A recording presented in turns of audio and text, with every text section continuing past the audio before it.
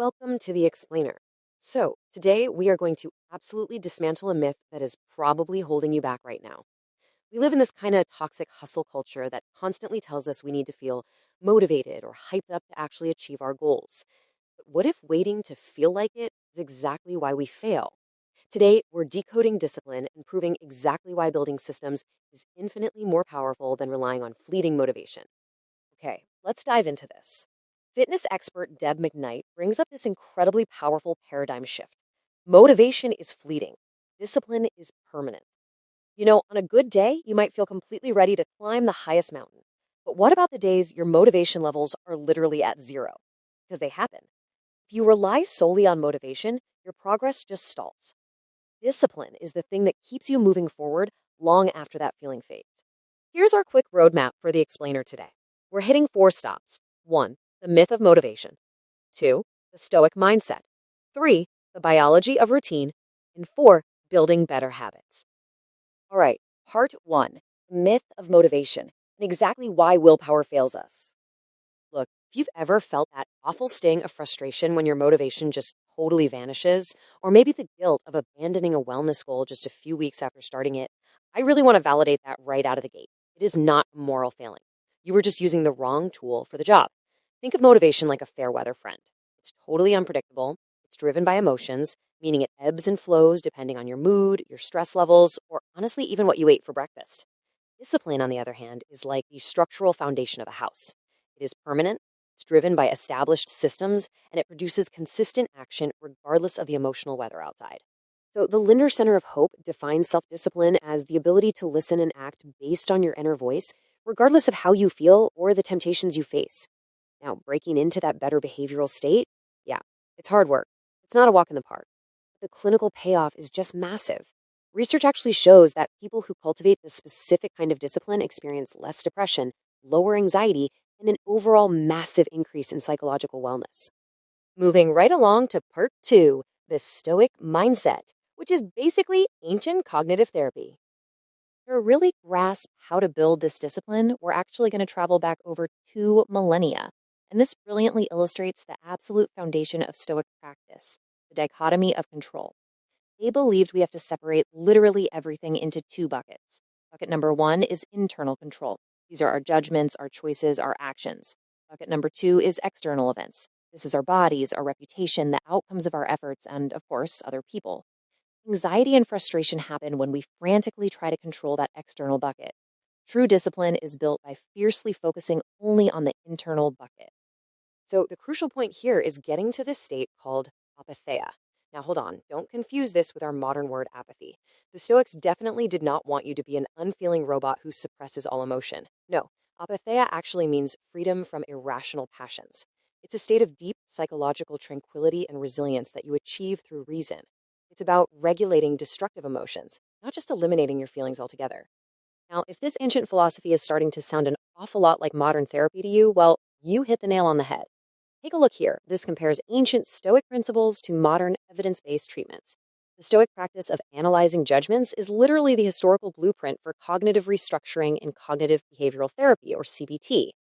Cognitive distancing, that's just cognitive diffusion and acceptance and commitment therapy, or ACT. And premeditatio malorum, which is premeditating adversity, is essentially stress inoculation. These ancient thinkers really had it figured out. We actually have the data to back this up. 23%. That is the specific reduction in negative emotions experienced by participants in recent Stoic mindfulness and resilience training studies.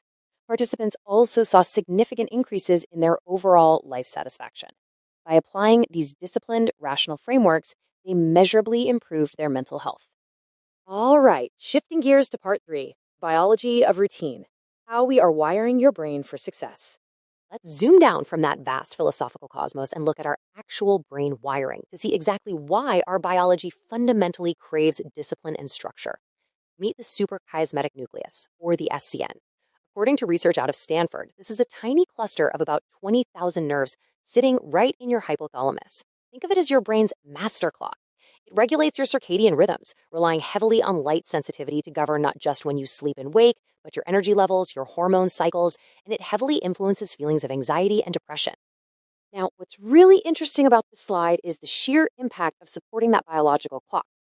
According to a 2025 UCLA Health study, regular sleepers, the ones who are completely consistent with their bedtimes and wake times, have a 38% lower risk of depression compared to irregular sleepers.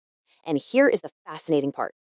Even if those irregular sleepers get the exact same recommended hours of sleep, their depression risk remains elevated. It is the disciplined consistency of the routine itself that provides the mental health benefit.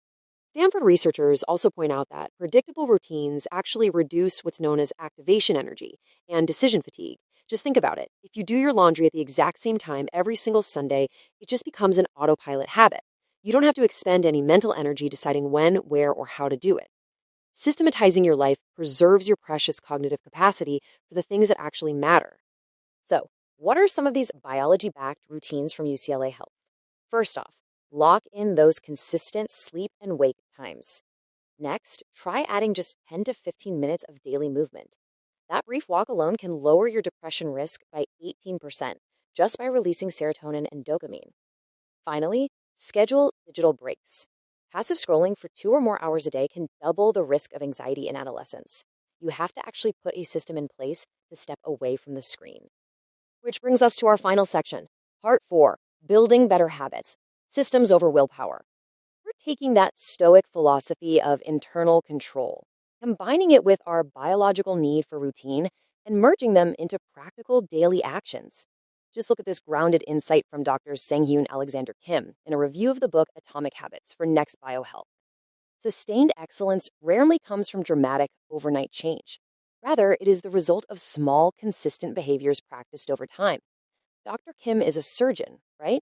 He notes that in incredibly high-stakes fields like medicine, it is never sheer, fleeting motivation that builds true competence. It's baby steps. It is incremental, disciplined habits. Let's move to and see how this builds into a totally actionable framework. We're talking about James Clear's 4 laws of behavior change. Make it obvious, make it attractive, make it easy, and make it satisfying. The entire premise here is that behavior change is driven by systems, not willpower. Stop relying on your motivation to make hard choices. Instead, redesign your environment so that the disciplined choice naturally becomes the path of least resistance. The Lindner Center of Hope also gives us a really fantastic clinical 3-step process for executing this. Step 1, set clear goals to establish meaning. Meaning is absolutely crucial to initiate any real change. Step 2, make a commitment to yourself, really recognizing your own worth. And step 3, make it part of an autopilot daily routine. You just have to be consistent until the action no longer requires constant negotiation with yourself. To put all of this into a real-world context, let's look at these fitness tips from Deb McKnight. The big takeaway? Don't just hope you're going to work out. Schedule it in your calendar exactly like a job obligation. You don't just skip work because you don't feel motivated, right? Because there are consequences. Treat your health with that exact same respect. Take it slow to build confidence and remove those barriers to entry. Lay out your clothes the night before. Whatever it takes, make the good habit easy. Which leaves us with one final, incredibly important question for you. What is one small, healthy choice you can systematize into your daily routine tomorrow? Not next year, not next month, tomorrow. It is time to abandon the myth of motivation for good. Let's embrace the stoic focus on what we can control, respect our biology's deep need for routine, and take one disciplined, systemic step towards your ultimate well-being. Thank you so much for joining me for this explainer, and I seriously challenge you to start building that system today.